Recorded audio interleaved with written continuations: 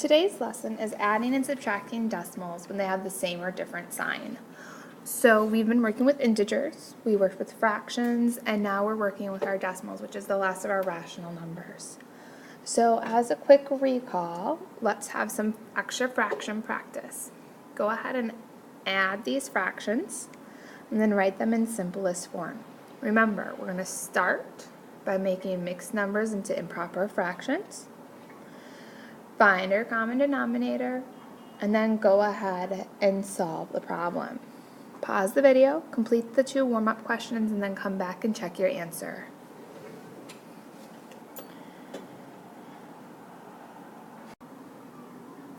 So you'll notice I changed my mixed number to an improper fraction and got 31 over 9. Then I found my common denominator of 9, had 31 over 9 plus a negative 6 over 9. Don't forget those negatives. And all in all, my answer is 25 ninths. For number 2, negative 7 became negative 7 over 1. And then 4 and 5 ninths became 49 ninths. Found my common denominator of 9. And I ended up with negative 63 ninths plus 41 ninths. And I end up with a final answer of negative 22 ninths. Notice I didn't forget my negative, so that I got the correct answer.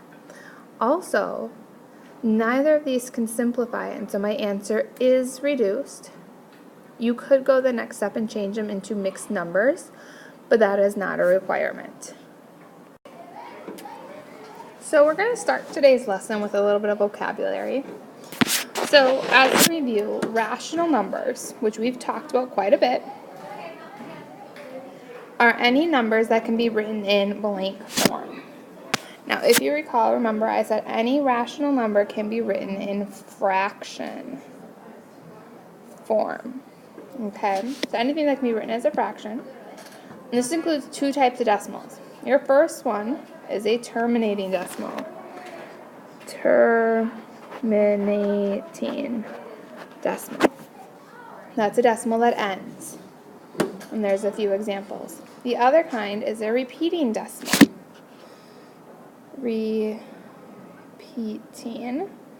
decimal, and that is exactly like it sounds like. It's a decimal that repeats forever and ever and ever. So when you see 3, 3, 3, 3, 3, 3, 3, 3, 3 repeating, remember it's the 3 with the little line over it. That's a repeating decimal. Both of these decimals could be written as fractions, and that's why they are rational numbers. So before we can add and subtract fractions that are decimals with some positives and some negatives, we first need to know how to subtract decimals to begin with. So we have an example, 5.1 minus 1.67. Remember, when you subtract decimals, you gotta line up the decimal. So we have 5.1 and 1.67. We're subtracting. Notice the decimals are going to line up.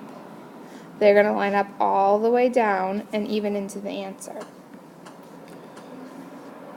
We also need to remember that when there's a blank spot above a number, we can put a 0 in there as a placeholder. Once we have all of this complete, our decimals lined up, extra zeros added, we then can go ahead and subtract our decimals. So, if we think about this, we have 0, take away 7. Well, we can't do that, so we have to borrow. I'm going to borrow from my 1, knock it down to 0, and make this 0 into a 10, because I borrowed 10 from over another place. In doing so, I have 10 minus 7, which gives me 3. Now I have 0, take away 6. Well, I can't do that. So I'm going to borrow from the 5, knock it down to a 4, and make the 0 a 10 again. 10 minus 6 is 4. My decimal is already in its spot. And 4 take away 1 is 3. And I get an answer of 3.43. Today uses the same idea. What I like to do is when I add my decimals with different signs or same signs or negative signs, I like to go ahead and think of it with rounding first. So I'm going to take negative 3.1 and I'm going to round it to a negative 3. I'm going to round it to the nearest integer, or number line number, plus negative 0.35 is going to round to a 0. And when I combine these, negative 3 plus 0 is just negative 3. This is what we've been doing last week. I'm going to take this information and apply it to these decimals. This negative 3 right here tells me my answer should be around a negative 3. Also with my values, I just added them together. 3 plus 0 is how I got 3, and it was a negative. But I just added the numbers. And so I'm going to do the same thing with these values. I'm going to add my numbers. Make sure you stack those decimals. Add the numbers, and we know our answer is going to be a negative. I'm going to put my 0 placeholder in, and then I'm going to go ahead and add. 0 plus 5 is 5. 1 plus 3 is 4. Bring down that decimal, and 3 plus 0 is 3. My answer should be around a negative 3, and I have negative 3.45. I think that sounds like a good answer. Why we do this is if you ended up getting, let's say you ended up with 33 for some reason, we know this answer isn't where our estimate is. They're not close, so we know it's wrong. We should try again. And so by having the estimate over here, we know if our answer should be okay or if we should try a second time. Next, we have two different sets. So let's round again. 12.48 could round to 12 plus negative 10.6. 6 makes it goes up. We're going to round to around a negative 11. 12 plus negative 11, if we look at it on our number line, is really just 12 minus 11, and it gives us an answer of 1. Notice, all we're really doing is subtracting our two values. We're going to take the bigger one, 12.48, and subtract 10.636. And then I'm going to go ahead and find my answer. We need the placeholder because of subtraction. 0 take away 6 can't, so we're going to borrow. 10 minus 6 is 4, 7 minus 3 is 4. 4 take away 6, we can't do that, so we have to borrow again. 14 minus 6 is 8. 1 minus 0 is 1, 1 minus 1 is 0. Over here we said positive 1, so my answer is going to stay positive. And I had 1.844. That's about 1. I should feel good about my answer. Subtracting decimals follows the same idea. I'm going to go ahead and start each of these problems by rounding.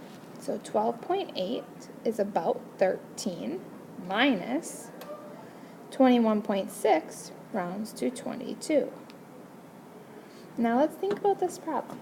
13 minus 22. Put yourself on the number line. At 13, you're facing forward, you're feeling good. Minus turns you around, and then you walk down 22. In doing so, we end up in the negatives, and we end up with a negative 9. How we got there, we know we're going down into the negative, so we have negative. And then 22 minus 13 is how we got 9. We're going to take this idea and apply it to the decimals. 22 corresponds to 21.6. So I'm going to take that number first.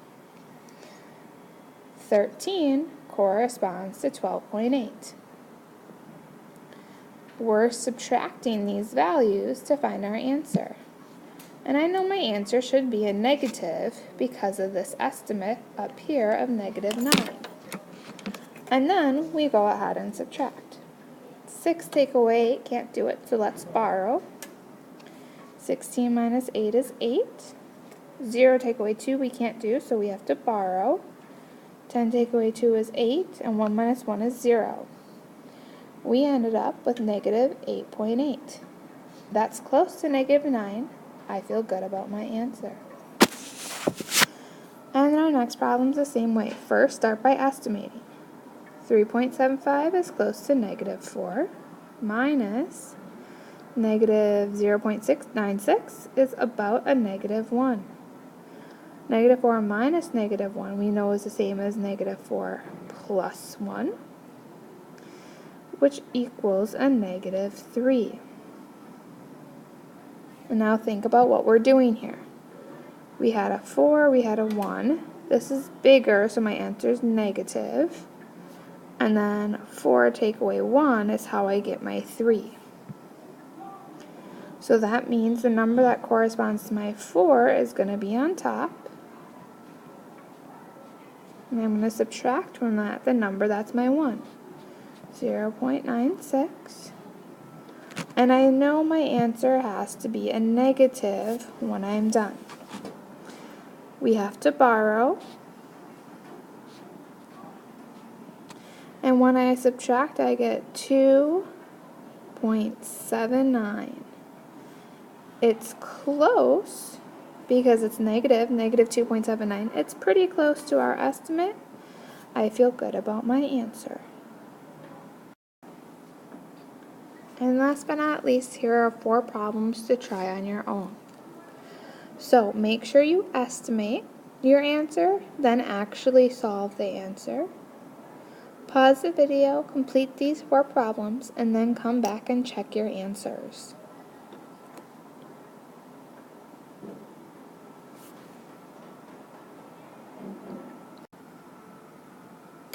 So I went ahead and estimated all of my answers. Number 1, my estimate was 2. My answer was 2.8. And I feel confident about this answer because I followed my process. Number 2, my estimate was negative 12, and my answer was 12.45. Ooh. My answer is a negative. What I forgot here, I forgot my negative in my answer. Now that I say my answer is negative 12.45, I feel good about the answer. Number 3, my estimate was a negative 15. My answer was 15.1. Once again, I forgot my negative. Do not make the same mistake as me. But now that I have a negative 15.1, I feel much better about the answer. Number 4, my estimate was 0 and my answer was 0. I feel good about that one as well. Make sure that you use your estimate to help check if you have the correct answer. That's why I encourage you guys to do the estimate in the first place, so that you know if you have the right answer or if maybe you need to try a second time.